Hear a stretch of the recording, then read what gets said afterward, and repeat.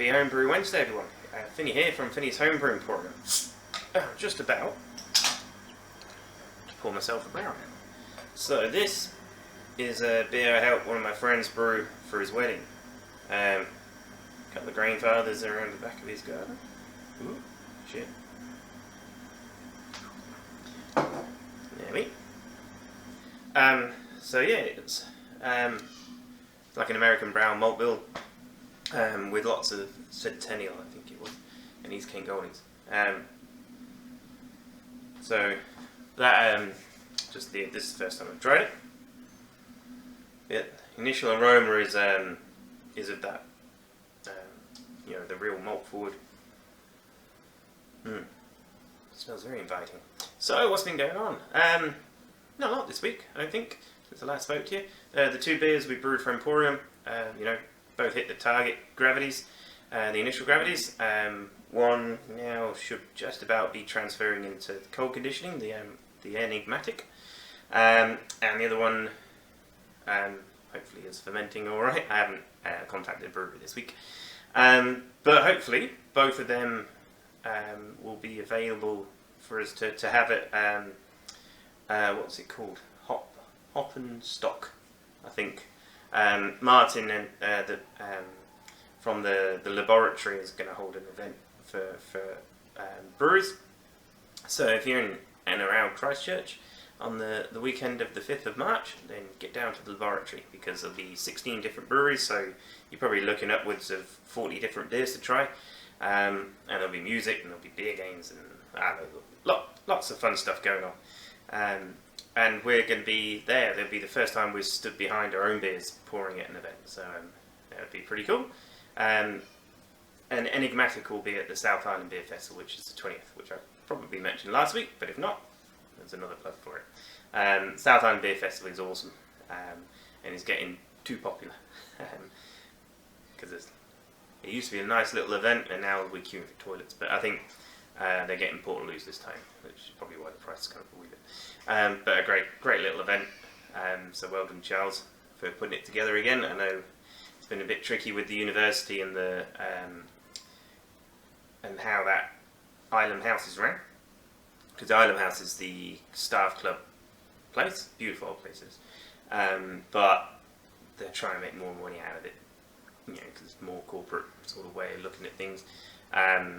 And part of that is the license of the bar and all the rest of it. So hopefully the event continues to go, because it's awesome. So, so from a homebrew point of view, I haven't really done much. Started drinking my saison I made a few weeks ago, and I made some Belgian candy for it, and it's just a little bit too sweet. I think I went just that little bit too far and got too much of a caramelisation on it, which is a bugger. But I guess we'll find out what people think of it, because on Friday, it's Wednesday at the moment, so Friday is our homebrew club meet, and that night is the competition night for these beers. So the 10% sugar beers. So you never know, it might go alright. It tastes good, looks good, nice and clear.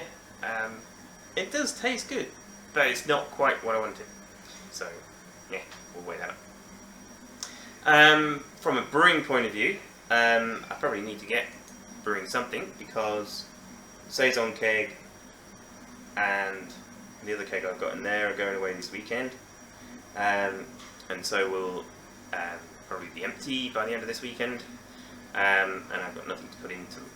And so I best get cracking. The Mangrove Jacks have just brought out a load of new yeast, so I think I'll use one of those, make a Belgian pale ale, and see what sort of ester profile that dry yeast has, because the new yeast from Mangrove Jack, if you're not aware, they've got a Belgian wit, they've got like a softer Belgian, so a Belgian strain for like pale ales and Dubels, those sort of things. There's also a higher gravity one for, if you want to go 8, 9, 10%, and they've renamed a few of them, and they've brought out mead yeast as well, and something else. So, but more this last wave, it's more of that dried Belgian strains, which their original Belgian strain was a bit too attenuative, and just went way too far.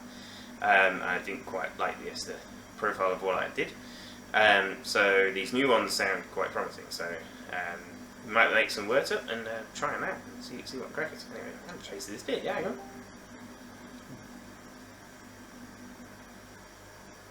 Mm. Yeah. That's a nice beer.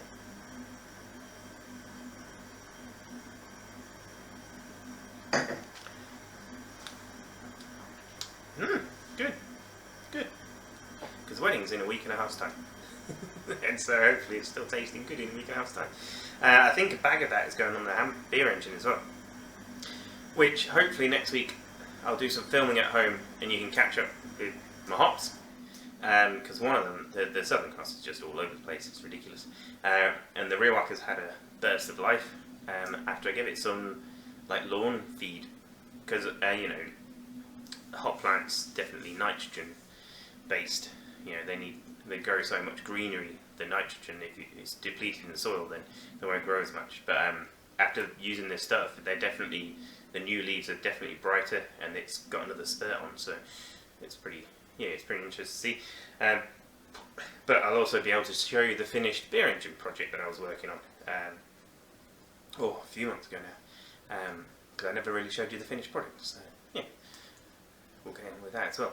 I think that's enough of my rambling. I was just looking in the back there. Sometimes we have misways in the shop, so we end up with, you know, a bit of this, a bit of that, and all that sort of crap. So I might try and use that up to make whatever. And I've got a massive drawer full of like leftover bits of hops for when I'm bagging up the other ones. I sometimes, or when I'm doing recipes, I sometimes have 30 grams of this or 40 grams of that. And so I've now ended up with a massive bag of these things.